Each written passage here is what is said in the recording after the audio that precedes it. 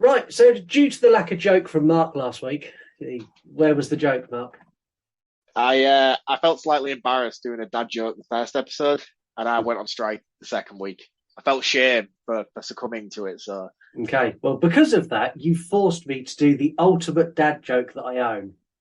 So Jesus Christ, really? you've brought this on yourself, and it fits with this week's theme as well. So, what do hillbillies do at Halloween? I don't know, Scott. What do hillbillies do at Halloween? They pumpkin. Oh, you nasty man!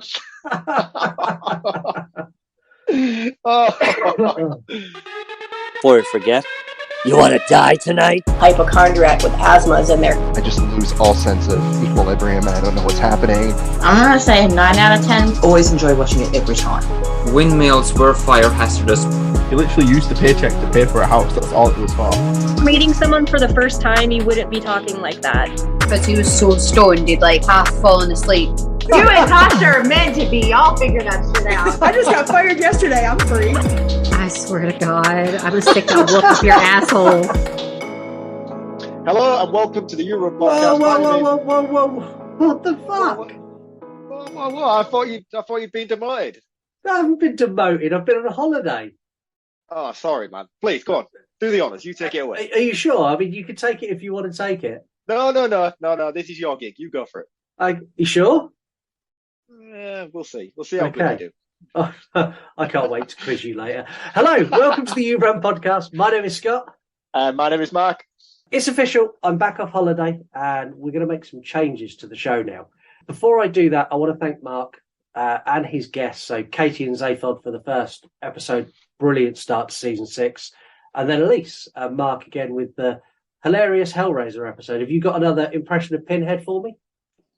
No, you're a terrible person in editing. I'm not doing that ever again. I think you should. Can you just say, we'll tear your soul apart? And then I could do that in editing as well. No, I'm not ever going to give you the satisfaction. No, I'm not playing along. Oh, that's disappointing. Can you just say, I'm not playing along and I'll make that Pinhead noise? It's not going to talk for the rest of the episode now. Okay, that's what's Pinhead. We're not going to talk for the rest of the episode. It's now Pinhead. So while I've been away, I've actually been working on the show and looking at new ways to get you all involved and to change things and make the show a little bit different and a little bit better. Most of these new features are going to appear on this episode and the rest are going to be scattered through as we go through this season. For those of you who are interested on what I got up to on holiday, you need to listen to news this week because I'm pretty sure that's going to be mine and Mark's main topic of conversation because I've not told him anything yet. No, this is the first time we've been properly catching up. You've been a busy man since you've got back. So yeah, well, you messaged me like, "How was the holiday?" I was like, "Yeah, it's okay," and that's where I'm leaving it till we get to news because I didn't want to tell you and then tell you again on news because that's kind of you'd be like, "Fuck you, man." Yeah, I've already heard all this shit. Yeah, I know exactly what happened. Also, this week on news, I am going to have one final stab at Broken Spirit. I plan on retiring it. I plan on catching Spaceman and the Doll, going past them, getting 15 out of 15 and putting the fucking thing to bed. I wish you the best of luck, sir. Yeah, are your questions going to allow me to do that? I don't know. I've had a few people say that my questions are a lot easier than yours, but I don't know how much I have to stress this to people. Scott is a bad man. I'm a lot nicer than he is. This isn't going to stick. It's not going to stick. There's lots of ways you can get involved in the show, and there's some new ones as well. So if you've heard this before, don't skip it because there's some new ways to get involved. So you can now email us, yourunpodcast@gmail.com. Email me whatever you want. You can email me requests for a movie, thoughts and comments, whatever they are, whatever you email, I'll give it a read on the air. You can send me pictures, you can send me GIFs, whatever you want, use that as you see fit. Also, send a voicemail. You can do that through yourunpodcast.com.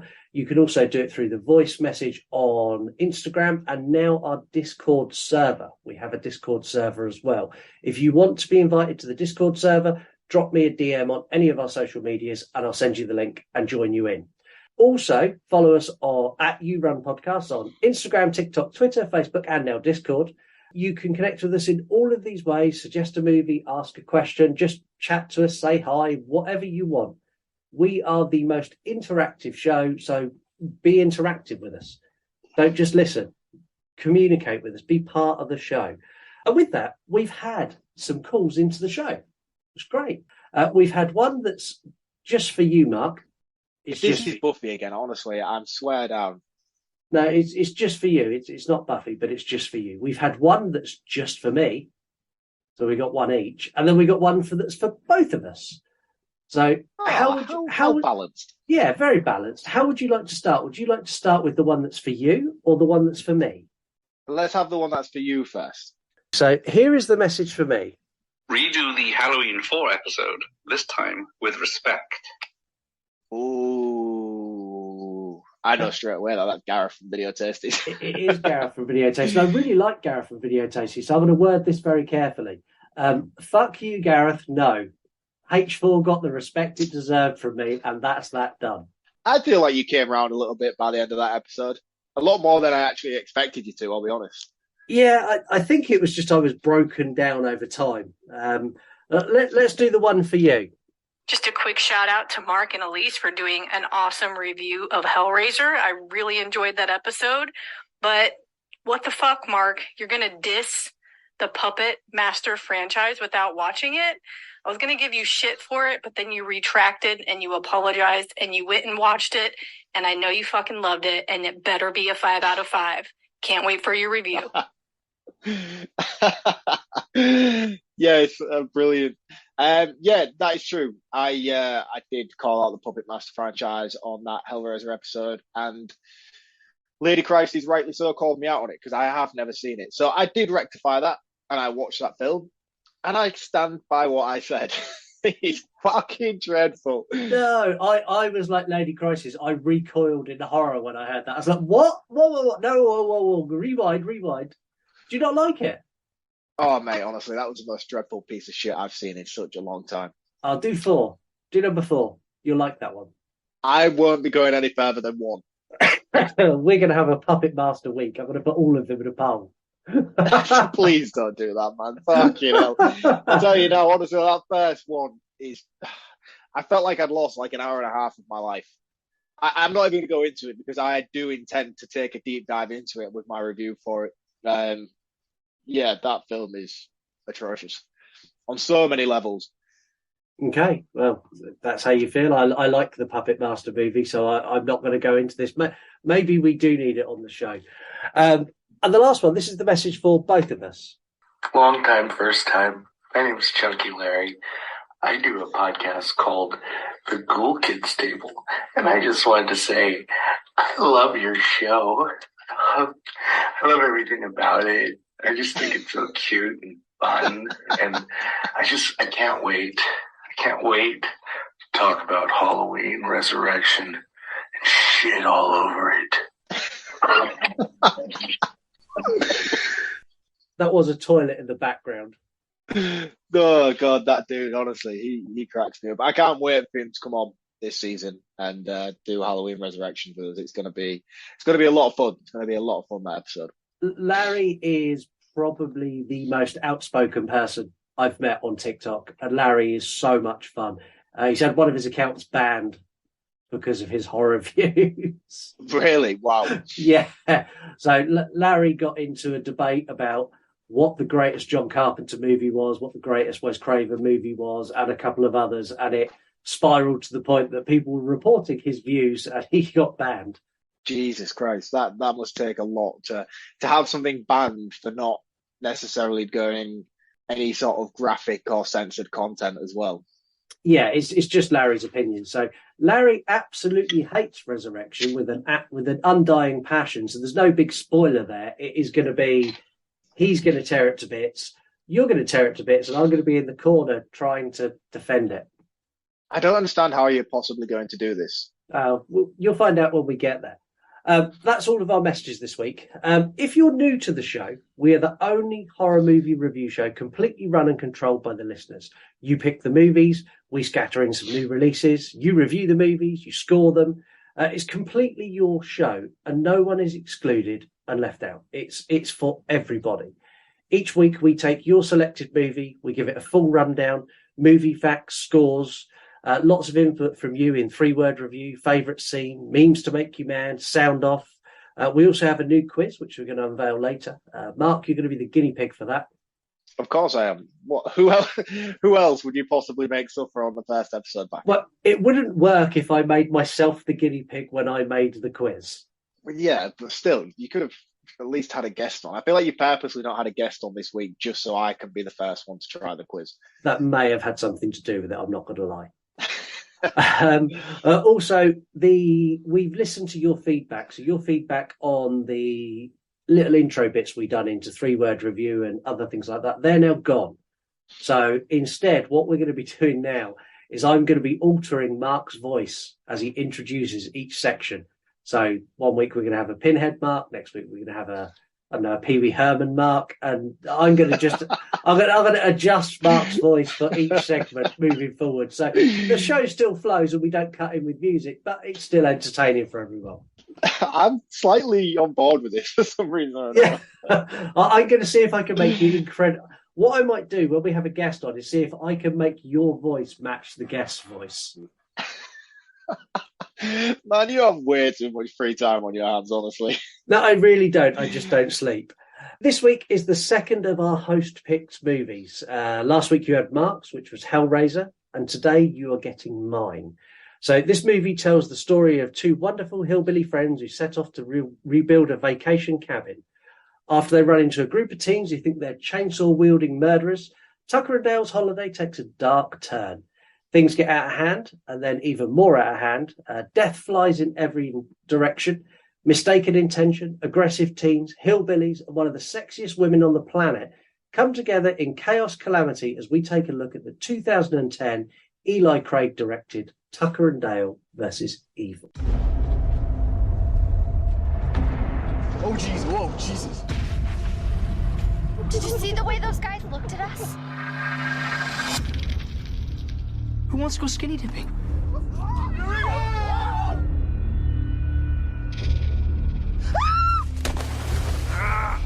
No. We got your friend! They captured Allison!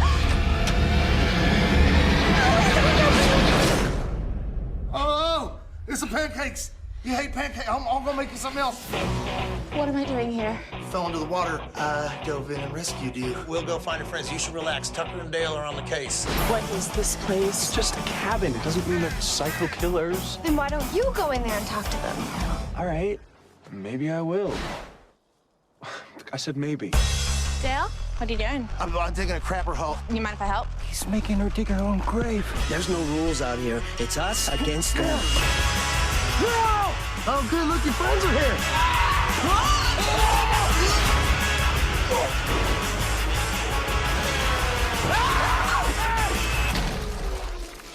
Are you okay? Run! Run for your lives! Saw your friend out there. He must be allergic to bees or something because he was running like a bat out of hell.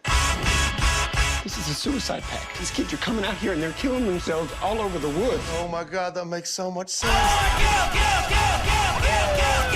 The girl that we have, she can maybe explain the whole thing. You've got another one inside. Yeah, she's in my bedroom.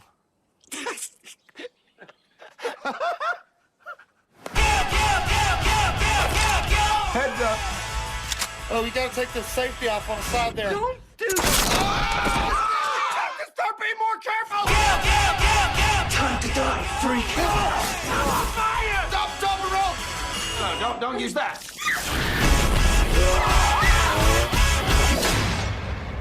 Let's get you down from there. Wait. Sorry about that. This vacation sucks. So in the first of our changes, we're going to kick this off with some scores, and we're going to kick it off with the listeners' scores. Our scores are going to remain till the end, as they always do with our roundup. But the listeners have scored this a 9 out of 10, which is higher than they scored The Exorcist. I'm going to reserve my opinions until the end. Before we take a deep dive into the movie, we have got another feature on the show. This is where we give one of you a big push. It's a recommended account of the week. It's Mark's recommended account of the week. It's an account that Mark selects that he feels is worthy of sharing with you all, and you should all go and follow, listen, subscribe, do whatever it is that account requires. So, Mark, what's your recommended account of the week? This week's recommended account is me being very unorganized and unprepared. Is it MW Horror Reviews? No, I've had an extremely busy and insane week with work and with prep for the show and everything else. I completely forgot that I had to do a recommended account of the week. So what I'm going to do this week is give a little bit of a push to some in-house content. Not my own, obviously, but the You Run Podcast YouTube channel and the You Run Podcast True Crime podcast now has their own individual social media accounts. So if you like what we do with the current accounts I follow at the moment on Instagram, which is obviously the standard You Run Podcast Instagram account, Scott basically somehow manages to now run another 2 accounts on top of that, which features memes, reels, everything that he provides you with on the You Run Podcast Instagram channel. But now you can get that threefold. And also, if you don't listen to either the You Run Podcast True Crime or the You Run Podcast YouTube channel, check them out. You really should. They're great content. So yeah, so a bit of in-house shameless promotion this week. Please check out the accounts for the True Crime and the YouTube show. Yeah, and I'm fully behind a bit of in-house promotion. YouTube's just had a bit of a revamp. So we're back on the 1st of October. We're going to be doing Prey. We've got brand new intros. We've got brand new logos. We've got brand new format for the show, so that's all changed. True Crime staying as it is, but me and Heather I've got my solo episode which comes out soon. Heather's is out now, and then we're doing a case which is still active, which I've done lots of further investigation that I normally wouldn't. So I've spoken to some police departments in the States. I've spoken to various people involved in the case, and I've actually done a little bit of digging around on the dark web, but you need to find out about that on the episode. Yeah, that's got me curious as well. I've never encountered the dark web before, and I would have no idea how to access it. Probably for the best, to be honest. But yeah, I accessed it in a public place on a public PC, aided by someone who knew what they were doing. It opened my eyes to place, isn't it? Yeah, well, we went looking for one specific thing, but I put it this way: it's not the sort of place I'd go and have a look around. No. It's not like scrolling through Google. It's very, very different. But I'll talk about all of that on True Crime. What we're going to do now is we're going to have the run through of Tucker and Dale. And this is where we tell you all about the movie, scene by scene, tell you exactly what happens, and hopefully have a couple of laughs along the way. I told you, Tucker. I'm a 0 with the ladies. So we kick off to It's been a while, man. It's been a while. It's been too long. We kick off shenanigans straight into a nod to the Blair Witch Project. There are so many nods of horror movies in Tucker and Dale versus Evil. I'm going to try and pinpoint as many as I can, but if you've not seen it, you need to go and watch it because they're like every single scene. So we start off with a reporter and a cameraman entering a cabin under found footage conditions before being taken out by a disfigured man with heavy blows to the head. It reminded me of the Texas Chainsaw Massacre remake. Do you know what they do at the beginning with that, with the police footage as they come down? Yeah. Into the basement? It was very similar to that sort of thing that they do there. I mean, I liked it. The reporter made me think of Gale Weathers. I didn't think of that at the time, but now you say it, yeah. Yeah, it's very much and here we are at the Woodsboro Murders. It's very much that kind of vibe. And instantly I was like, I'm going to like this movie. From here, we jump to 3 days earlier and we get to meet a group of teens, the same teens you get in every fucking horror movie. There's nothing unique here. They're the same group of teens in every single one. In a normal movie, these would be the good guys. These would be the guys you root for. But this is Tucker and Dale versus Evil. This is not a normal movie. Driving down the road, they cut in front of Tucker and Dale. Tucker and Dale drive past them, and you get these death stares as they go past. And the teens like, "Oh my god, it's a hillbilly! They're going to kill us!" As they're driving down, the teens realise they forgot to get beer. What teen forgets beer? I have no idea. Like at that age, that would have been my sole purpose in life. Yeah, it's still pretty much my sole purpose in life now. But yeah, also at that age, I would have left boxer shorts at home. I'd have forgotten my shoes. I'd have forgotten everything. But guaranteed, I would have had a case of beer with me. Yeah, I mean, I've done festivals here in the UK, and we've gone away for weeks at a time, and I've literally packed beer. Yeah, and gone in what I was wearing, and come home in what I was wearing weeks later. Yeah, no, I don't see any issue with that at all. But they forgot beer, so they stopped at the local gas station, which is the gas station from The Hills Have Eyes. That's the only way I can describe it. I'm going to add here that the teens in this movie are complete and utter fodder for the movie, so much so that all of their names are irrelevant apart from two. You've got Chad, who is the biggest dick on the planet, and I'll get to him in more detail later. And you've got Ali, who's the exact opposite of Chad, and played by Katrina Bowman. And I'm not going to lie, she is one of the sexiest women on the planet. Fact. Yeah, she's very beautiful. She really is a very beautiful woman. I like what they do when the way they set up these characters and introduce them, because they don't focus too heavily on any individual person.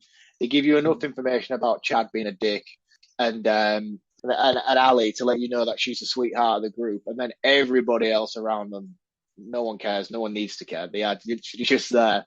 They are literally just fodder. Yeah, they're just numbers. That's all it is. Yeah, they are death 1 through 5. That's all. In fact, they could have got away with crediting them as death 1 through 5, and I wouldn't have even noticed. No, I didn't pick up on a single one of their names. But yeah, I like that, because usually in a film like this, if one thing that this film does very well is the way that it sets up how you would expect a standard cabin in the woods style slasher to play out, but it does it in such a way that it still sticks to that formula, but gives you such a unique perspective on how it does. And I just like the way that the character development was set up within this group of teens, as if to say, like, usually at this point, this is where we would introduce you to so-and-so, so-and-so, and their backstory and their connection and how they got together.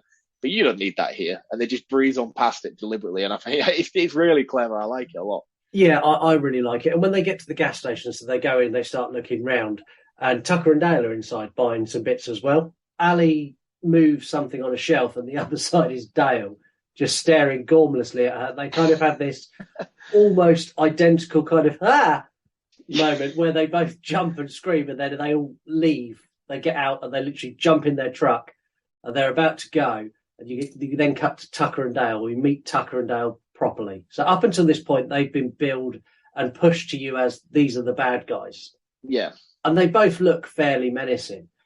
And then it cuts to Tucker and Dale, and they're having a conversation stood by the truck. And Dale's going, I'd love to meet a girl like that. Just look at her. It's just wonderful. And Tucker's going, look, you can do that, man. I believe in you. You can do that. All you've got to do is just go over there, smile, be yourself, just smile and laugh. Whatever she says, just smile and laugh. I was like, okay, that's good advice. So with that, Dale then takes the Grim Reaper scythe out of his fucking truck and ambles over to these teens. And he's like, so, you're going camping? And Ali's like, yeah. He's like,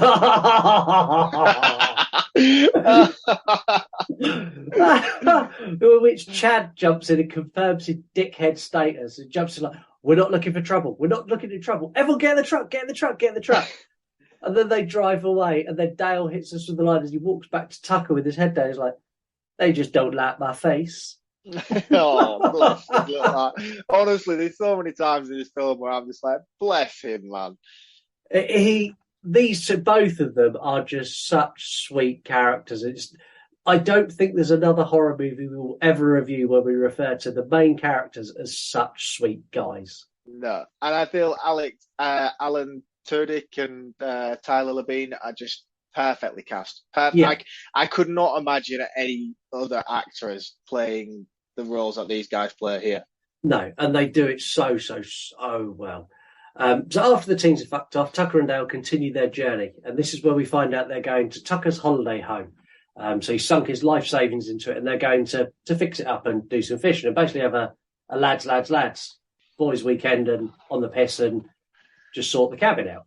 This scene is by far the funniest scene in the movie, and I belly laugh every time I watch it. They're driving along.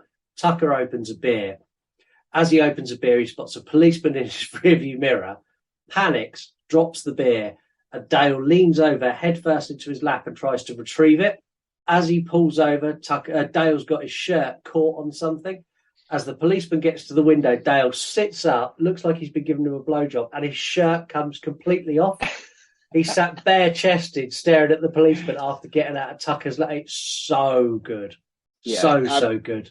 The writing in this film and the way they build up gags throughout is just it is faultless. It is absolutely faultless. Everything is perfection, and the way it's executed is just. I've never known a film, especially a horror comedy, that does it as well as this does. No, it's so good, and this scene gets better because the police was like, "Where are you going?" Well, I bought a cabin up in the hills, and he becomes like the harbinger of death. It's like, "Oh, you don't want to go. There's bad things in those hills." Like, we're just gonna.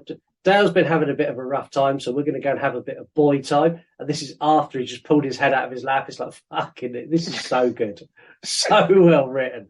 It ends with the policeman going, well, you've got a rear blinker out. You need to get that fixed. And he sends them on their way.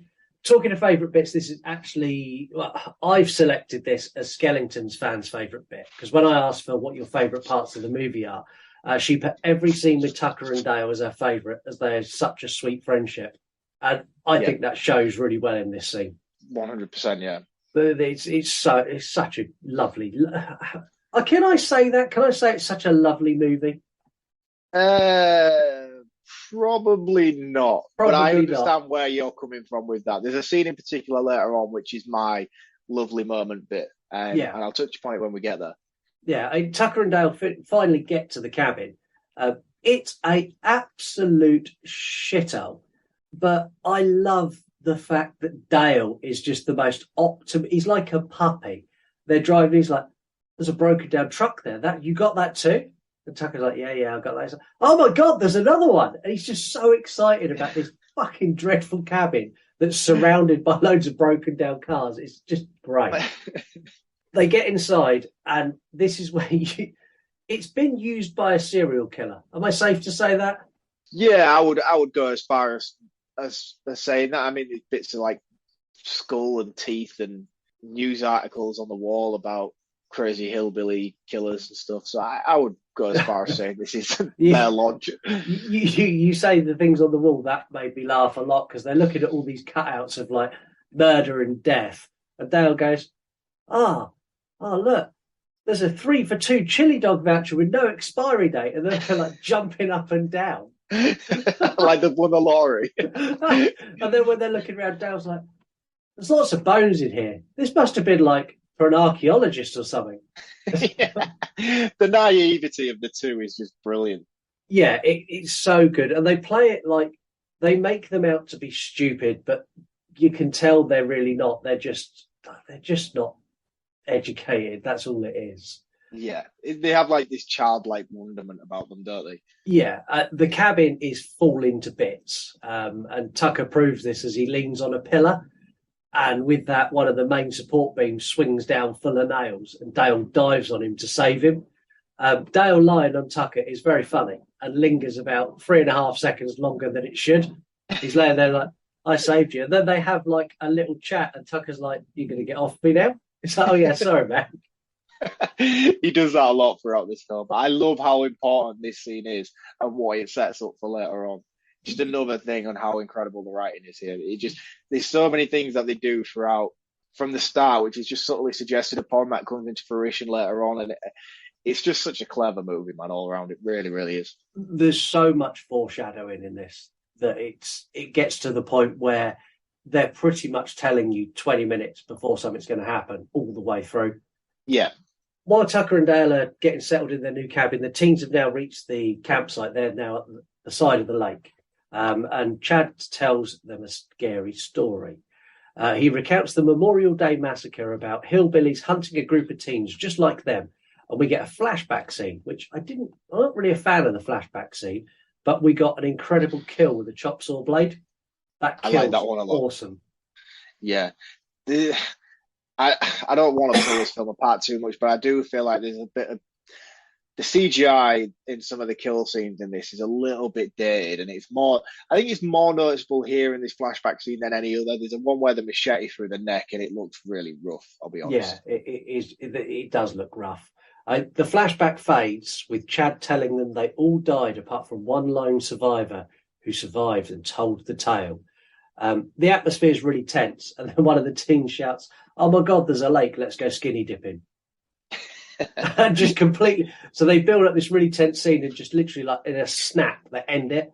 Night falls and Chad shows his true colours concerning Ali. this guy, I wanted to punch him. Where he corners Ali at like the car, and he's like, stop pretending you're better than everyone else. She's like, okay. He's like, because you are better than everyone else, and so am I, and we're such a good couple. And then he tries to kiss her, and she's like, no, I need to go down to the lake now. I hated him. Yeah, I hate him. They do such a good job of building up how much of a dick this guy is. Yeah, really, really good job. We cut to Tucker and Dale, and they're out fishing on the lake and drinking beers. The teens enter the water naked. Tucker spots this and starts trying to row towards them. Dale spots this and tries rowing the other way, and they row round in a circle, which I fucking pissed myself. While they're arguing the toss about which way they're rowing, Ali climbs up on the rocks and starts stripping off. Tucker spots this, is like, shh, and he's just staring. Dale's going, Tucker. He goes, Tucker! And they're with that, they all see each other. Ali falls and smacks her head on the rock and ends up in the water. They go over and Dale dives in to pull her out. This is where the movie takes a completely different turn. So Dale hooks her out of the water, puts her on the boat. The other teens see this, and Dale goes, we've got your friend. And they hear it as, we've got your friend.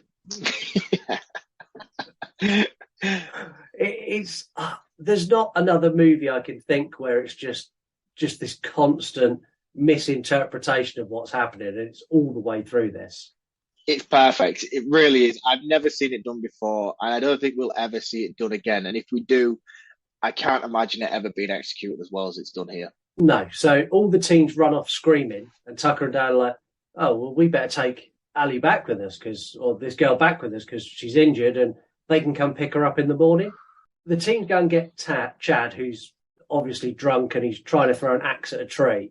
And he runs down to the shore and watches the boat disappear into the mist. From here, the movie takes a step up in gear, and it's such a unique take and such a unique tone.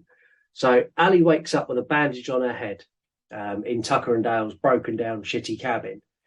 And she's met by a mean-looking dog with one eye next to her bed. With that, Dale walks in with a tray of pancakes, and she absolutely freaks out. And Dale leaves the room going, of course she doesn't like pancakes. How stupid of them. Oh, bless his little heart. And he thinks it's not that it's him that's being intimidated, and he thinks it's the food he's made for it. Yeah, he's like, oh, of course you would like him. And she's literally like screaming at him, going, don't hurt me. He's like, of course you don't like pancakes. No one likes pancakes. But back with the teens, you've got Chad is interrogating everyone else to see what they saw. And one of them's like, it was far away, but I think I saw one of them eating her face. Yeah, man. These fucking kids, man, honestly. They're funny. And Chad decides they're not getting the cops. So he's going to fight the evil and rescue Ali all on his own. And one of the other teens is like, well, look, I'll take the truck and I'll go and get support while you go and do that. And Chad's like, yeah, okay, that's fine. You do that. You do what you need to do. And they go off into the woods to look for Ali. And it doesn't take them long, and they stumble across the cabin. There's some pancakes. You hate pancakes. I'm going to make you something else. So when they get to the cabin, Dale's returned back into the room with Ali, and he's come in with eggs and bacon. And this is where Ali goes, actually, no, he's not trying to hurt me, is he? And Dale explains what happened, and he introduces the scary-looking dog who's called Jangers. I love that dog. Yeah, and that's a cool name as well. Yeah, Jangers. He's a proper slobbery, really, like, you know that dog. It looks like he should be guarding a scrapyard. Yeah, that dog destroys everything, but at the end of the day, you're going to go, oh, good dog. After they've had their little conversation, they start playing Trivia, which I'm guessing they couldn't get the rights for Trivial Pursuit. I didn't pay much attention to that, but now you mention it. And he said, well, we'll play this while we wait for your friends to come and get you. The teens outside are playing rock, paper, scissors as to who's going to go and knock the door. And it's a teen called Mitchell who lost. So he walking up to the door, and as he's walking up to the door, you can hear Tucker out back firing up a chainsaw. Fuck, man, this scene's amazing. Yeah, beautiful. I'm going to let you take this scene. So Tucker starts carving through he's chopping wood in the back, and he cuts through this log, which has basically a beehive inside it. as he cuts through the beehives, the swarm comes out of the tree and starts to somewhat attack Tucker. He comes menacingly running from down the side of the cabin, wielding a chainsaw, trying to swipe at these bees like some sort of Leatherface.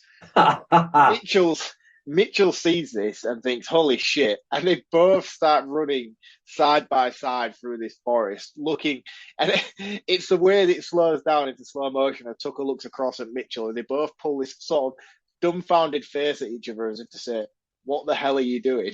Yeah. And at this moment, Mitchell runs straight into a spike sticking out of the tree, coming straight through his stomach and out of his back. Tucker is unaware that he's done this because he's slightly in front at this point. We cut back to Mitchell, and a bee slowly starts wafting through the air and lands on his nose. And you can see in Mitchell's dying moments, he realizes what's happened. Yeah. As Tucker runs off away from the bees. Yeah, and I thought that was such a lovely little touch that all of a sudden he's gone, oh, fuck, they weren't trying to hurt us. And then he dies. And then he dies because he can't tell anybody else, yeah. Yeah. Back in the cabin, Dan and Ali are now becoming friends. They're still playing trivia. This is really sweet. They have a little moment where Dale's saying that he's not really smart, but he retains pointless information. And Ali's going, well, there's different kinds of smarts. You don't have to be academically smart. You can just be smart. And then she's saying that she's got dreams of becoming a psychologist. And she's like, but they're silly. And Dale's like, no, there's no dream that's silly. You don't say that. Dreams are never silly. And I know, because it's this moment as well, though. That's what I was saying about the callbacks. She leans back in her chair and she's like casually having a conversation, telling him she wants to be a therapist of some sort. And as she's leaning back, she's about to hit the wooden pillar, at which he's like, no. And she's like, oh, well, yeah, it's a silly dream anyway. He's like, no, I'm not saying it's a silly dream. You can be whatever you want to be. Just the house is really old. Please don't lean on that pillar because it may collapse. Yeah. Which again is setting up for something. Again, it's the same callback to a little joke that has such a good payoff later on. It's got a brilliant payoff later on. This scene gets broken up as Tucker bursts in. I love his medical treatment for his bee stings. He comes in, sits down, opens the cooler, and tips beer all over his face. While Dale comes over and helps him pick stingers out of his face. I wonder if that actually works. I'm a big fan of beer. I have quite a lot of faith in it. I might try that soon. I've never seen it used in the NHS. Maybe they're missing out. We should maybe put this forward and maybe get ourselves a Nobel Prize for it. Beer heals all. This is where Tucker turns around to Ali and goes, oh, I saw one of your friends out there. He must be allergic as fuck to bees because he was running for his life. Which again, yeah. She's like, oh, did you? Tucker and Dale agreed to go and look for her friends because they don't want her to leave because she's banged her head. The teens discover Mitchell, and they also overhear Tucker and Dale walking through the woods, and they're having a conversation about Dale winning or beating Ali at trivia.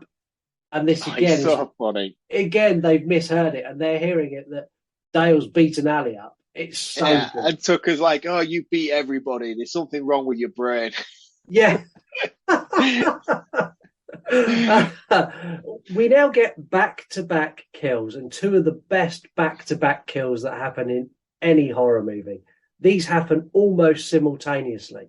So after hearing this, the teens have now decided they're going to attack. They're going to attack Tucker and Dale and save Ali.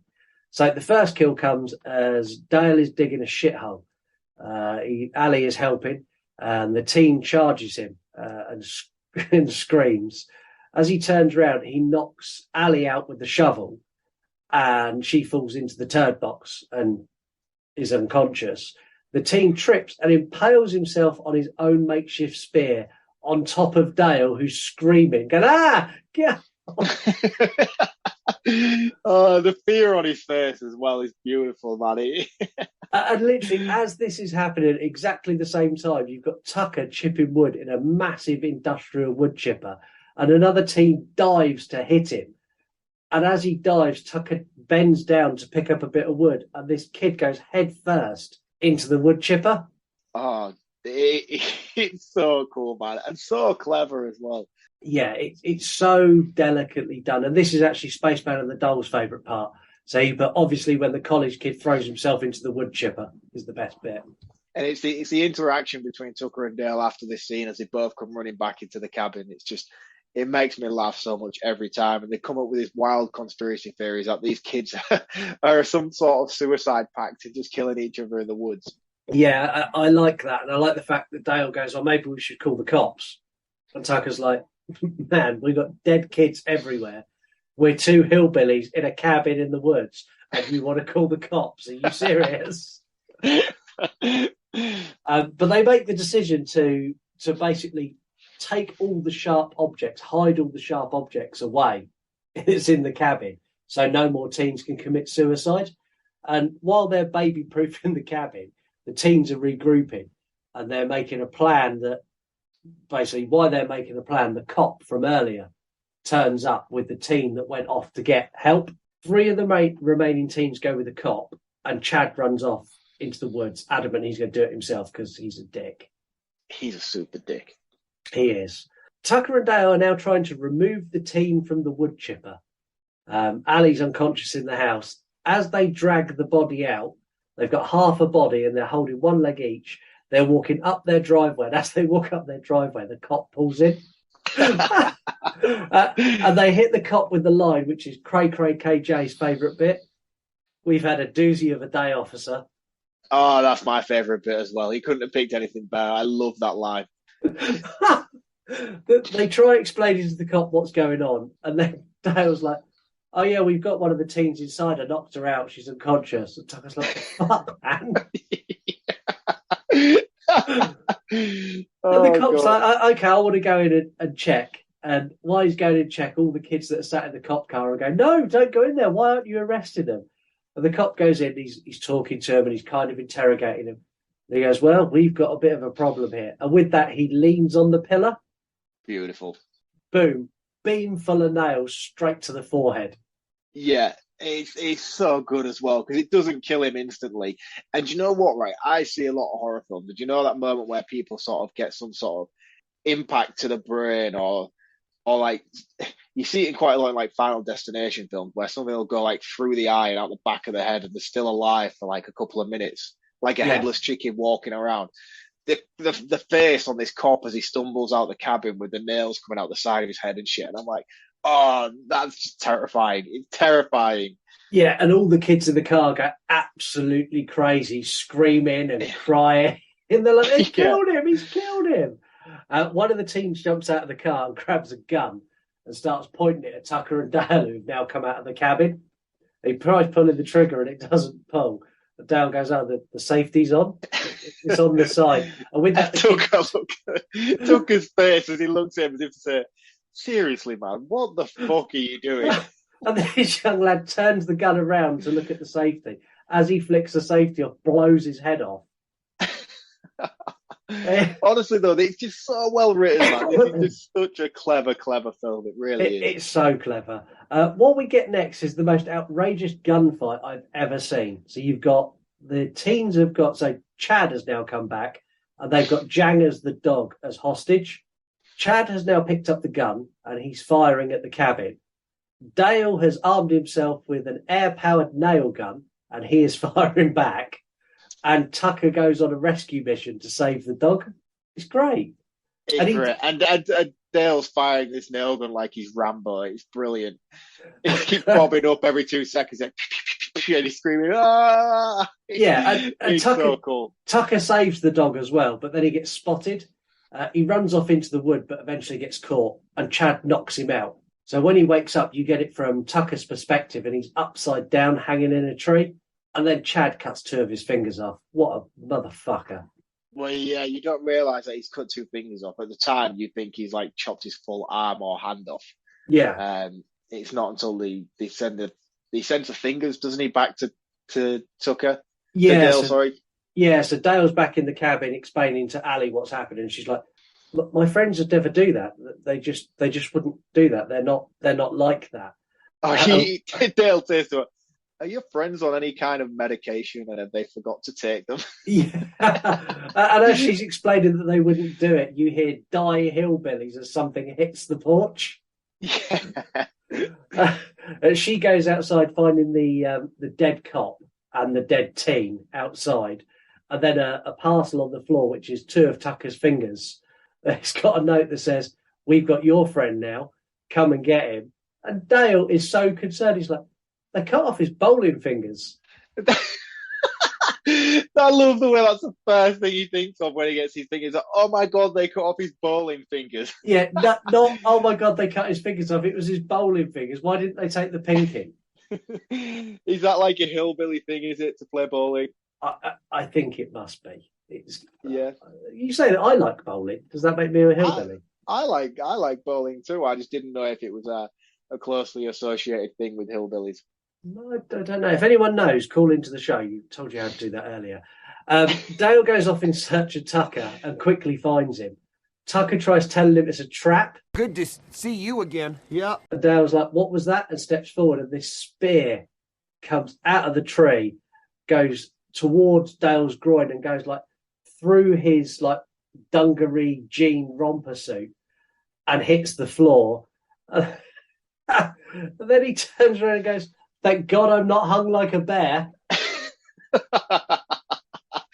Oh God, man, the one-liners in this are outstanding.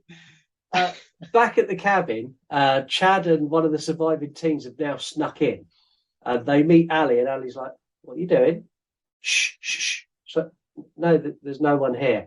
And she tries explaining that Tucker and Dale are actually nice people, to which the other teen goes, "She must have Stockholm syndrome. I read about it in my psychology course." Yeah, she starts saying that she's in love with Dale, and then at this point, Chad loses his shit. Yeah, so Chad decides he's trying to burn it down, and then he attacks Ali because he thinks Ali's in love with Dale. And at this point, I'm like, you really need a punch now, so hard. And with that, Tucker and Dale arrive, and what I was expecting to be a big rescue ends in a fucking counselling session with a cup of tea. Yeah. Did you see that coming? No, I didn't. I'll be honest, I didn't know. I didn't expect it to go down that road. I thought they'd have like some sort of weird Dale being the buff superhero and finally taking vengeance for the damage they'd caused to Tucker and wiping out Chad. Yeah, see, I thought this was going to be kind of the finale. I thought this is where it was all going to end. And Ali's like, "Right, that's it. Both of you, sit down. I will make tea." And you've got Chad at one end of the table and Dale at the other, recounting their stories. And Chad's telling this story about the people who actually died in the Memorial Day massacre were his family, and he's never got over it, and it's all the hillbillies' fault. And then Dale's like, he says something, it's just like, "I was mean to someone once." And Ali's like, "Do you feel better?" And Dale's like, "It was a big weight off my shoulders. I feel great." And Chad's like, "I fucking hate you." Yeah, he's like, "Honestly, trust me, guys. I couldn't even hurt a fish. That's why I don't like fishing." Yeah, that's it. Oh, that moment he has with Tucker as well, where they're having the shootout. I forgot to mention it. I said I was going to call back on my favourite moment. It's when they're having the shootout in the cabin, and Chad's shooting the bullets through the cabin wall, and he dives on top of and they're both lying on the floor next to each other, side by side. Sorry, and they're sort of having a heart-to-heart moment, and Dale confides in Tucker and says, "I don't even like fishing." Yeah. And Tucker just looks at him so disappointed. And you know what? It made me realise how much of a father and son dynamic these two characters have. And it's beautiful, man. And this moment is so lovely. Like, it's like one of those kids who their dad always pushes them into like football, only for the kid to get to a certain age, like, "Oh, I don't even like football." Yeah. It was one of those moments, and it was just so well done. I love it. I don't like football. I watch tennis, Dad. I watch tennis. That's what the racket's for. Yeah, it was one of those moments. It just shows how well that the character development between these two is done throughout, and the way it's built up, and the whole sort of father-son dynamic between them it's perfectly crafted, and that moment in particular highlights it better than any, I think. Yeah, the development, really, I'll get to the development, especially on Tucker and Dale, in fact, because there's a reason those two are so well developed, and I'll get to that in a minute. We now get another double kill. I love double kills, and they do it twice in this movie. So yes. The two remaining teens arrive at the cabin, and they're looking through and looking at this, them sat down having a tea meeting. He's like, "They're obviously hostages." And with that, he bursts in with the strimmer. The strimmer, or is it a weed whacker in the States? I think they call them weed whackers in the States, but here the great United of Kingdoms, we call it a strimmer. A strimmer.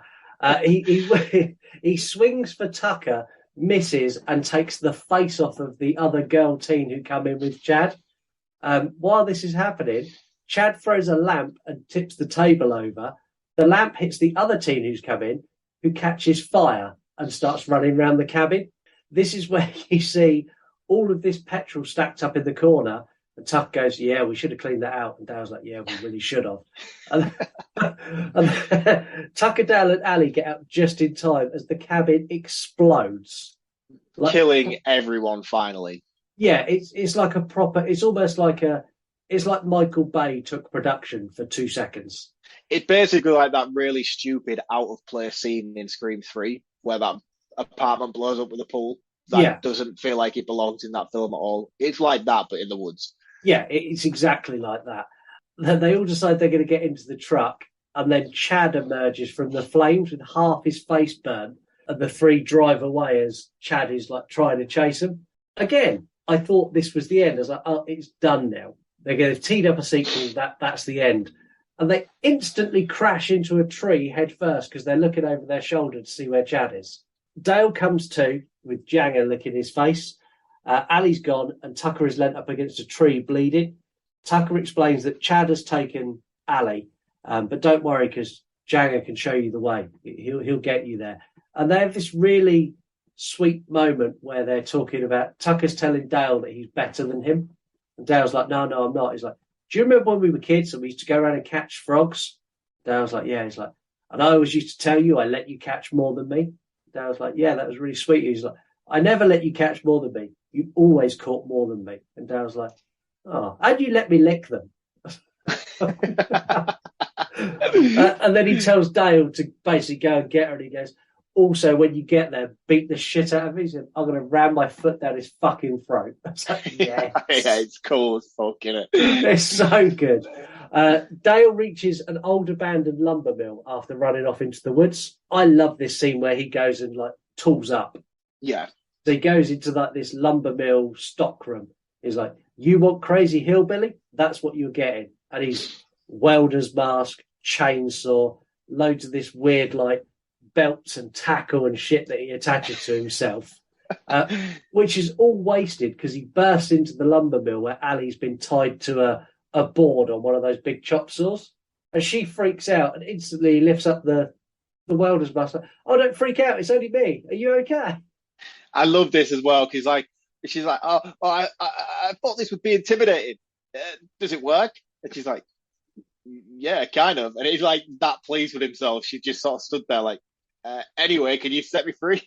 yeah. And so it ends up he starts trying to free her and Chad emerges and attacks. And they have this weird kind of fight where Chad's got an axe and then Dale gets the axe and Dale throws the axe and it cuts the ropes that's holding Ali. And then Ali... I love this as well because I love how it shows how surprised Dale is himself that this actually worked. Yeah. Like he throws the axe and it goes in slow motion and cuts the ropes. And he sort of looks as if to say, really? Yeah, did I do that? That's great. They run upstairs and this is where they discover that Chad is the son of the Memorial Day killer. So they're going through old paperwork up there after barricading these double doors that come in. And they work out that's what it is. With that, Chad cuts through with a chainsaw and he's now there with them. And they try explaining to him. And this is where Dale attacks him with chamomile tea. Perfect. Because he retains stupid information. Yeah, so Chad has got asthma. So all the way through he's going... And when they sit down to tea, he's gone, it's not chamomile, is it? It really plays with my asthma.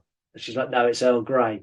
And this bit, when he sees like a box of like 1950s chamomile tea on the shelf and just smashes it in the face. It's great.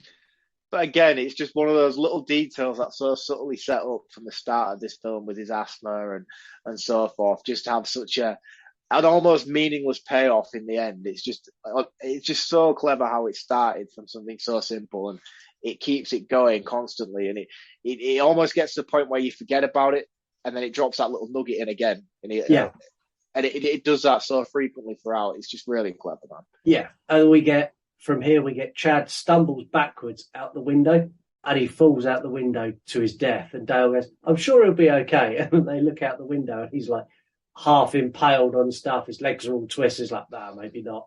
Yeah. And then with that, Dale just closes the barn door window. It's like, that'd be fine.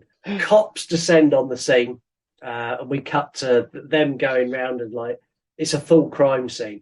And we jump to Tucker, who's in hospital, and he's had his fingers put back on. Well, he's had 2 fingers put back on, but one of them's not his.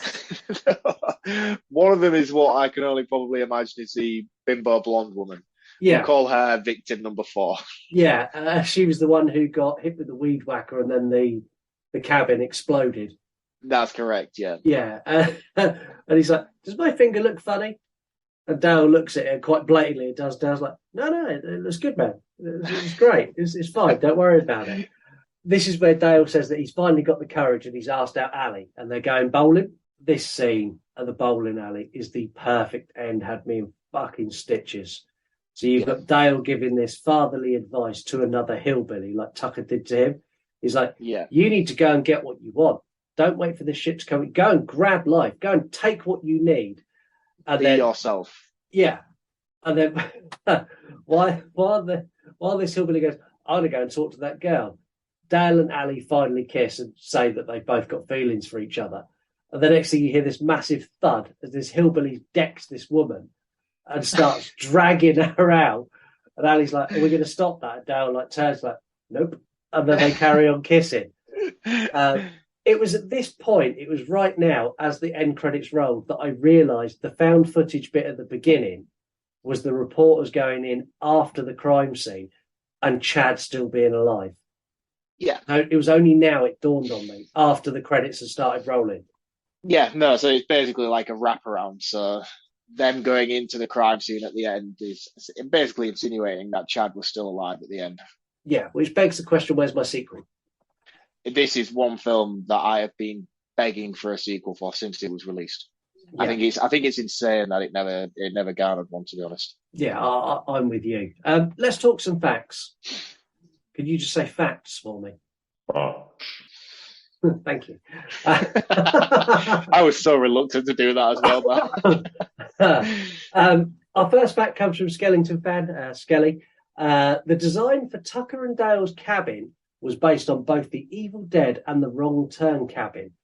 Eli Craig showed production designer John Blackie the pictures of both and asked him if he could build a hybrid. That's quite cool. That's really cool. And that wasn't a fact that I found anywhere either, so that's one that Skelly knows, which I thought was incredible. I'd like to know now, knowing that information, if I could get a picture of all 3, sort of lay them out in front of me and look and see what I could see what was taken. Yeah. Do you know what I mean? So if you had like the one from the Evil Dead and so forth, and then the one from Tucker and Dale, and you could like pinpoint little bits and elements which you've brought also. I'm going to do that. Yeah. I don't know why I'm rambling about it. Yeah, do that in release day. I will. Have you got the DVD for this? I haven't. No, I don't collect physical media like that. But you need to collect the physical media for this or go on a hunt for it. So on the DVD version, there's a completely different version of this movie shot from the perspective of the teens. Fuck off. No way. Yep. So it's shot from the perspective of the teens where you see Tucker and Dale as the bad guys throughout. Oh, that's awesome. Yeah. I'm going to look right now, actually, see if I can get that on Amazon while we're... It's honestly, it's so cool. And I have seen that version. It is fucking brilliant. I haven't at all. But, wow, I tell you what, that must be quite popular because every single one on Amazon right now is saying currently unavailable. So that must be a hot thing for collectors to own. Yeah, I imagine because of that other take that was never released anywhere else, as far as I know. The film was completed in 2006. It was shelved for 3 years before finally being released. It's just insane. How could you shelve this movie for 3 months, let alone 3 years? But it wasn't that popular on release either, though, was it? No, I'm going to get to that in a minute. It really wasn't. Sorry, I jumped in the gun for you there. Tyler Labine ad-libbed the line, "They hate my face." And if you watch it back again, watch Tucker, because Tucker struggles like fuck not to burst out laughing. Because there wasn't meant to be any line. There's lots of lines that are ad-libbed in this and lots of actions that are ad-libbed as well. So Alan Tudyk, when he gets all the bee stings and he comes in and tips beer on his face, that was completely ad-libbed and no one had any idea that was coming either. There's been a lot of talk about a sequel, but it's never, ever come to fruition. So in 2017, the two main characters, Tucker and Dale, were handed a script for a sequel. They both said it's not good enough, and it was shelved indefinitely. They have both said, and so has the director, they will not do another one unless the script is better than the original. That's a big ask, I think. That's a massive ask. I think in order to have, because this was so inventive and so creative when it came out, I feel like the only way you could really do a sequel is to be able to do something again. Do you know, like something, it has to be something as unique and creative as this. Otherwise, it's just going to be, like the biggest selling point of this film is that it's so unique. Yeah. And I feel like if you did a sequel, I feel like you'd undermine that unless you went one step further and did that again. And I just don't feel like you. I don't feel like you could. So I could understand why. And I like the fact that they have turned it down. All of them collectively have said, "Look, no, we don't want to damage how great what the first one was, unless it's going to be as good or better." Yeah. That's good to know that they're not just going to use it as a cash in. So I'm pleased to hear that. Yeah, I'm pleased to hear it, but also I want one. I do as well, but I wouldn't want something subpar. No, I wouldn't either. You said earlier about the character development. So Alan Tudyk and Tyler Labine met 5 months prior and spent huge amounts of time with each other because they wanted the friendship bond to come across as real, and they become real close friends and still are today. Oh, that's cool. Really cool. And what a cool pair of friends they must be. Yeah, imagine though walking down the street and seeing the two of them together, or just being in a restaurant and seeing Tucker and Dale sat at a table. The thing is, you wouldn't even remember their real names. You'd walk past them and do this with Tucker and Dale. Whereas, like, if you'd seen them individually on the street, like, oh, that's Alan Tudyk, or oh, that's Tyler Labine. But whereas if you see them together as a couple, you're like, oh shit, it's Tucker and Dale. Exactly that. It's basically Jay and Silent Bob. Yeah, but much better. Much better. The movie had a $5 million budget, including advertising. It made, including DVD sales, $5.2 million. Oh, dear me. That's Despite rave reviews and being almost universally loved by every member of the horror community and everyone who watches it, it flopped big time.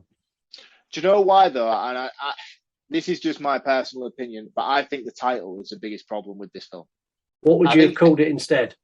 I don't know. I don't really know what I would have called it, but I just feel like at the time of this coming out with the Freddy versus Jason and the Alien versus Predator, and this wasn't a big, massive cinematic hit, it will have just come across as some straight to DVD spoof knockoff, and it'll float under the radar for a lot of people for that reason. Yeah. So I think a lot of failings in this film is due to the title of it, basically. Yeah, and it still flies under the radar now. I still talk to people now, and they're like, "What movie?" Yeah, because it looks like a spoof. It looks like a piss take, and it's really not. It's so much more than that. Although it has those elements to it, it's not the kind of spoofy. It's not scary movie. No, It's not the kind of scary movie level stuff you would expect. And I think it came out in that era where it was like you was having the knockoffs of the 300 films, which was like or the ones where it was like not another teen movie and things like that. And you had this. I think because of the Versus title, Tucker versus Evil, I think it was a bit of a misstep naming this film. I think it could have been something much cooler. Yeah, I'd agree with that. Could you do me a quick favour? Could you say 3-word reviews? Fuck's sake. 3-word reviews. Thank you. So 3-word reviews is still one of my favourite parts of the show. It's where you get your most funny and creative. And this week, TikTok are leading the way. So we've got Israel 86, Beer Solves Everything, the Miller Jimenez Crew, Killer Hilarious Misunderstandings, and Chunky Larry, who you heard from earlier, Wood Chipper Massacre. Then over on Instagram, we've got Let's Talk Horror Channel. Tudyk is great, and 100%. That's who plays Tucker, is incredible. And Lady Crisis 7, Sweetest Hillbillies Ever. All of the accounts this week are all horror accounts. Go and follow all of them. I'll put all of their links in the bio. They're all incredible, so go and give them some support. it's a good idea, Dale. Speaking of support, I said earlier how you can get involved in the show. Now I'm going to tell you how you can support the show, which we've never done before. I've never really pushed how you can support the show. I don't know why, but maybe I should have been doing that for a while. Are we finally putting bank details in our bio? No, not quite, but we've got some interesting things. So, number one, tell a friend. Really easy, just tell someone. Number two, review us on Apple or Spotify. If you review us on Apple Podcasts, write something nice. Number three, share it on social media wherever you can. Number four, now this is going one step further than doing all the free stuff. If you want to put some money back into the show and let us buy new mics and new cameras and all the kind of other cool stuff that we need, go to yourunpodcast.com, click on the little shop button where we've got T-shirts, hoodies, beach towels, what else we've got? Stickers, loads of other goodies on there, and buy something, and we get a cut of that, and you get a bit of You Run Podcast merchandise. Now, if you're feeling really extravagant and you have a spare £50 to spare, we have got something very, very, very special. For £50, we will record you an exclusive episode of whatever movie you want us to review. And it doesn't even have to be horror. Now, you can get this as a gift for a birthday, Christmas, or any other holiday you feel like it would be a good gift for. We will get it recorded for you. We will send you a copy of it. It will not be released. It's exclusive for you. You can also come on that episode and be a guest. You can have special messages put in there for anyone you want. And it's something that is so unique, and I don't think anyone else does it. So you can have your own personalised episode of the You Run podcast for whatever movie you want for the price of £50. So you're telling me if I pay £50, I could do H4 again? You could do H4 again if you pay £50. And you can have whatever guest you want on for that as well. Excellent. So and next week on the Euro podcast? No. It won't get released. I'll just send you a copy of it. So we don't release it publicly? No, it doesn't get released publicly. This is literally something that people keep for themselves, and they can give it as a gift, and then go, Joe, I bought you this year for Christmas. I bought you a podcast of these two funny guys talking about your favourite movie, and I was the guest on it. Excellent. That sounds very much worth the money. Yeah, I think it is. Now we've hoard ourselves out for shameless low amounts of money. Shall we try the new quiz? You know what? Yeah, I'm excited. Until it gets repetitive, where I've done it every week for the remainder of the season. No, you won't. I'm going to say it now, and I mean this. You will only play this once. Oh, well, in that case, I better perform. You need to perform. In fact, I don't want you to perform too, but I don't want you. Don't beat it on the first episode. I would love it if I destroy this on the first episode. I swear now, that will make me feel so good about all the suffering you've caused me over the last season. Yeah, well, let's see what happens. So the new quiz has arrived, and it is evil audio. I'm scared to close my eyes.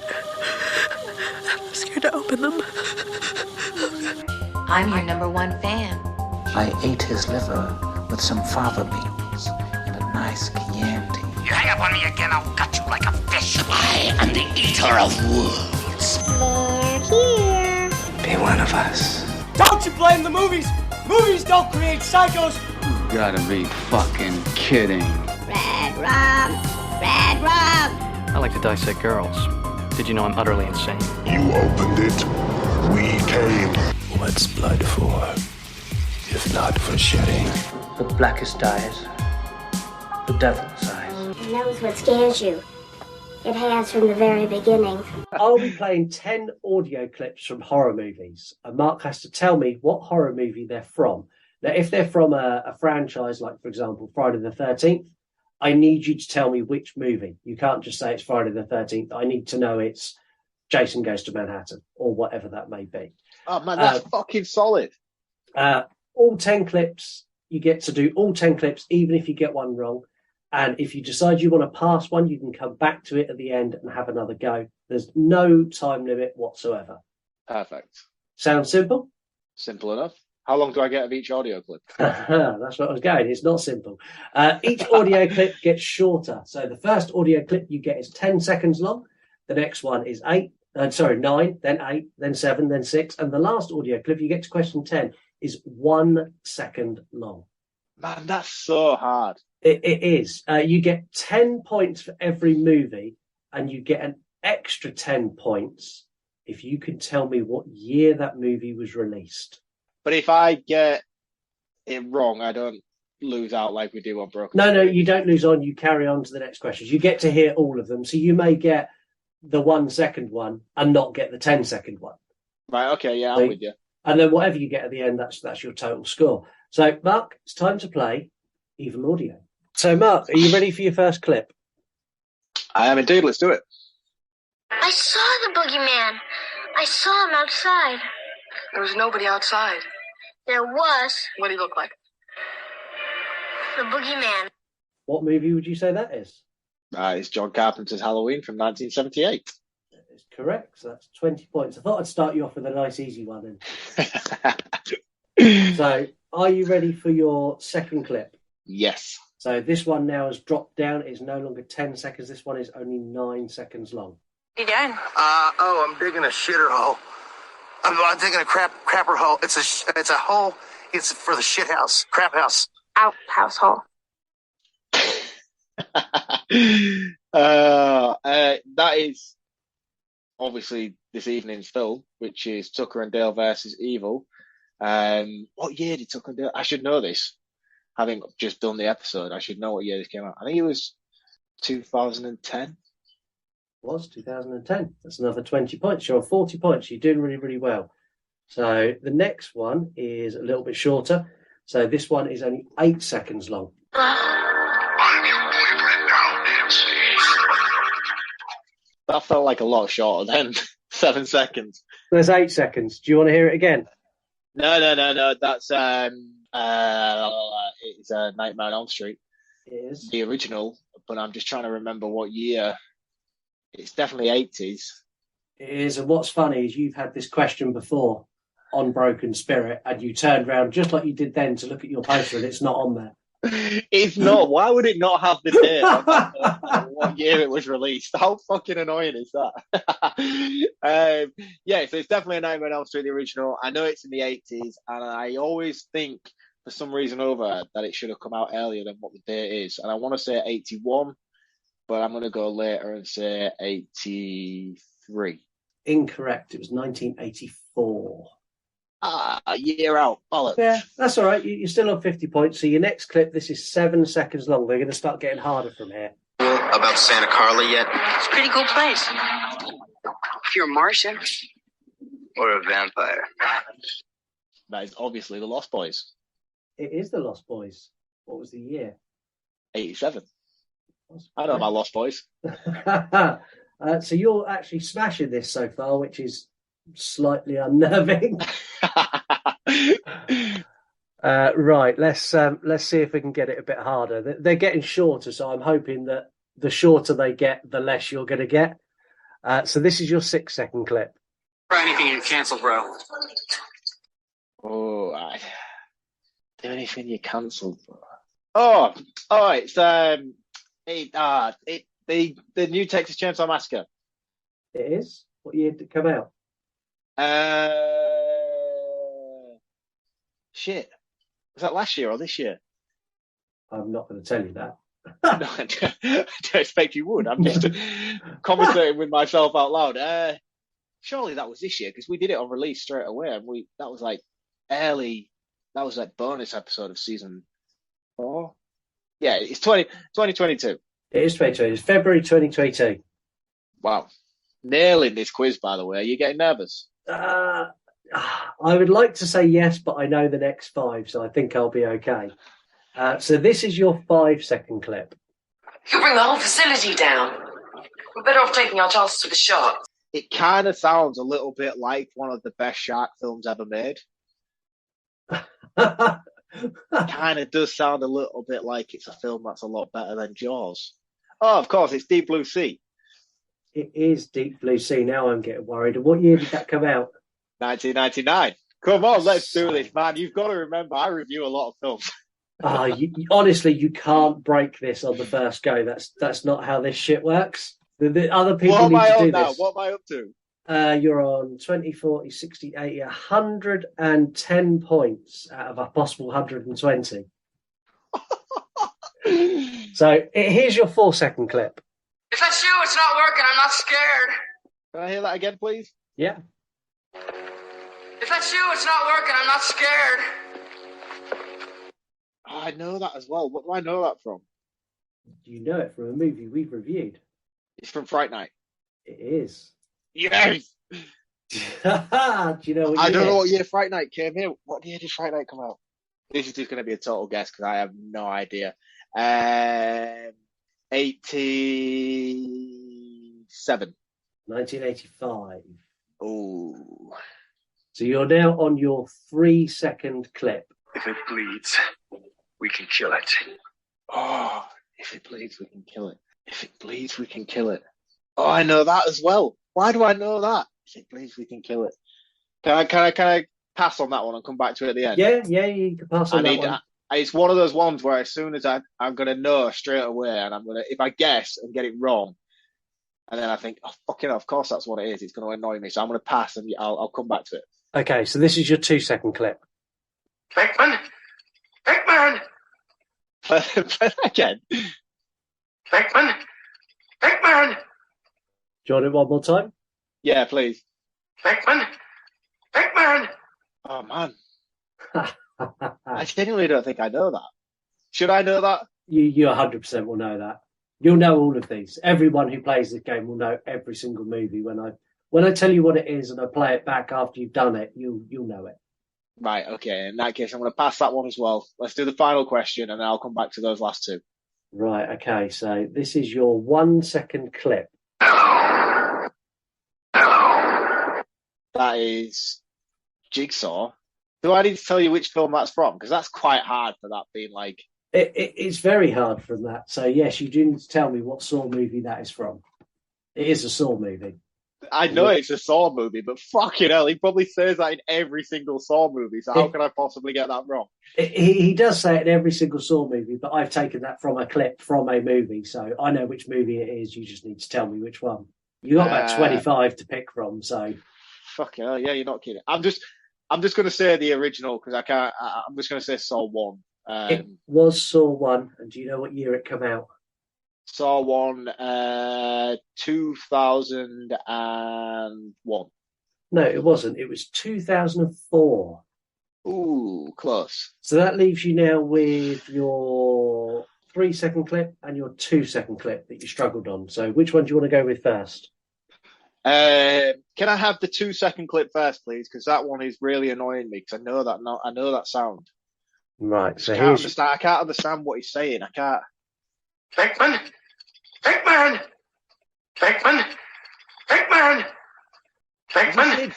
Beckman! You allowed to tell me what he's actually saying there? No. He's either saying Bankman or he's saying fake man, and I can't work out what he's saying. Can I have it again, please? Can you play that one more time? Beckman! Beckman!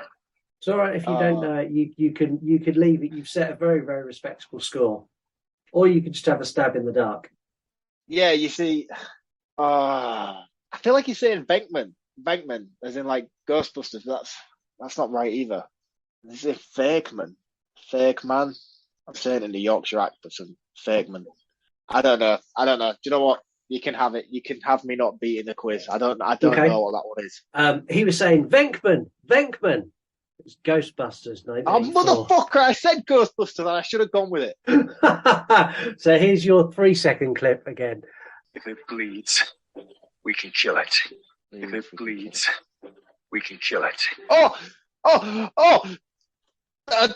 Predator! It's Predator! Is that your answer? Oh, is it my answer? If it bleeds, we can kill it. It's Predator. I think it's Predator. I hope it's Predator. It's not. It's Prey from 2022. Bullshit! He does say it in Predator as well, but that is not the clip I played you. Oh, do you know what I mean? This is why you're an arsehole, man. You know full well that's not fair. So let's total up your score. So what do you get? 20, 40, 60, 80, 100, 120, 130, 140 points out of a possible 200. I'll take that. I'm happy with that. That's really respectable. It's hard. It starts off easy, and then when you get down to 1 and 2 second clips, you're like, what the fuck was that? Yeah, that's solid, that man. That is solid. And like I say, I watch a lot of films and I, for some reason or another, retain stupid information like that. But Yeah. that was hard. That I Good can't fun, believe though. you. I can't believe you shafted me on the Predator question, though. I didn't. You got it wrong. You picked the wrong movie. You were 35 years out of date. Does he actually? I haven't seen Predator. Does he actually say the same line in that? Yeah. Yeah, if it bleeds, we can kill it. There's loads of little nods, loads of nods. Prey's fantastic. I love Prey. I need to jump on that straight away. I really do. Well, that's our next review on YouTube is of Prey. Gutted I didn't guess Ghostbusters as well. I knew I should have just guessed. There was no harm in guessing. I don't know why I didn't just guess. It was so hard to keep a straight face, and you went. I think he said Venkman. No, he didn't. Ghostbusters. No, it wasn't that. Definitely not that. And I sat there going, keep a straight face. Keep a straight face. You'll give it away. Oh well, it's a solid effort. I like that. That was a cool game. That's a lot of fun, that one. Yeah, really, For all really those good. people who have come off the back of Broken Spirit feeling like they don't want to come back on the show, that one's worth coming back to play. I enjoyed that a lot. Yeah, I think so. So you kicked it off with 140 points, and I'm going to kick off the scores for Tucker and Dale with a 10 out of 10. It's one of, if not the funniest horror comedy ever made. The concept is fantastic. The kills are superb. The casting's spot on. It's a movie I can watch again and again and again. And if you haven't seen Tucker and Dale, I beg you, go and watch this underrated, underdiscovered movie. You won't be disappointed. You really, really won't. And that's pretty much all I've got to say on it. It's fucking great. Yeah, I'm going to follow you up as well. Mine's not quite going to be a 10 out of 10. And obviously, as you know, I've scored mine out of 5. Mine's going to be a 4.5 out of 5. Everything you said is right and resonates perfectly with me. The casting's fantastic. The kills are fantastic. The humor and comedy is fantastic. The cinematography and direction is superb.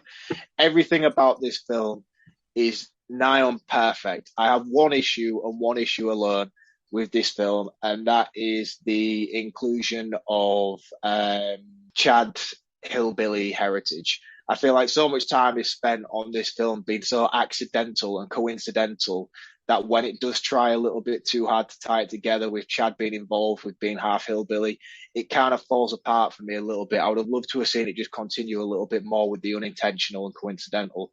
So for that reason alone, I kind of take a little bit disliking to that part of the plot. But even with that in mind, it's still about as perfect as a horror comedy can be. Yeah. It's a minor gripe, which is just preventing me from giving it a full 100%. And I'd be lying if I give it 100%, knowing that I had issues with those moments. But again, yeah, like Scott said, if you haven't seen it, I couldn't urge you enough to go out and watch it. Shaun of the Dead is without a doubt the greatest horror comedy that's ever made. But in second place, Tucker and Dale versus Evil is not that far behind it. No, and if you do want to watch this, it currently isn't free anywhere in the UK or the US, but it's available to rent on Amazon, YouTube, and all the other places you rent movies. So go and do I had that. to rent it. Yeah, I had to rent it to watch it for the episode. It cost me £3.49 on Amazon and was worth every penny. Yeah, exactly that. Or do what I know lots of you do and go and illegally download it. I know you do it, don't lie. We're going to round off the episode with Sound Off. So this week's Sound Off, Mark, can you say Sound Off? Fuck's sake. Sound off. Thank you. We've got Spaceman and the Doll. They need to do a fucking sequel. I couldn't. Again, we've spoke about this already, though. It needs to be right. Yeah, it does need to be right. And the last one is Tasha Scribbles, who's obviously come on the show with Angel and Done Wreck. The perfect example of how assume makes an arse out of you and me. Why do I feel so puzzled and confused by this moment? The word assume, if you break it down and separate it, arse, you and me. Nice. Okay. Nice. You're back with us. You're back in the room. Yeah, I'm here. You can catch me and Mark over on Horror Movie News, which is out this Friday.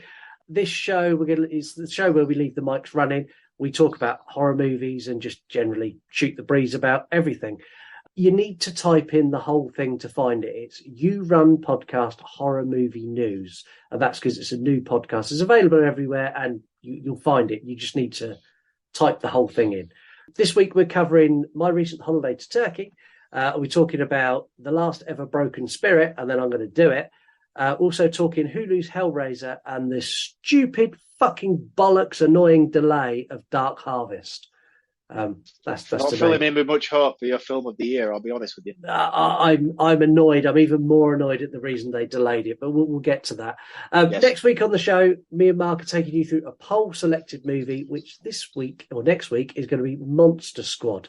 It's one you've not seen. Again, another first for me as well. I'm loving being here because he's introducing me to a world of amazing horror films I have yet to touch on. And Monster Squad is one of those that's always been on my list. I know the phrase Wolfman's got nards, and I'm yet to discover where it's come from, even though I know it's from Monster Squad. Yeah, you'll know exactly where it's come from next week. Thank you very much for listening. I'm so pleased to be back, and we'll catch you all, well, either Friday or next week. Cheers, guys. Thanks for listening. Before we forget, you want to die tonight? Hypochondriac with asthma is in there. I just lose all sense of equilibrium and I don't know what's happening. I'm going to say 9 out of 10. Always enjoy watching it every time. Windmills were fire hazardous. You literally used the paycheck to pay for a house. That's all it was for. Meeting someone for the first time, you wouldn't be talking like that. Because he was so stoned, he'd like half fallen asleep. You and Tasha are meant to be. I'll figure that shit out. I just got fired yesterday. I'm free. I swear to God, I'm gonna stick that wolf up your asshole.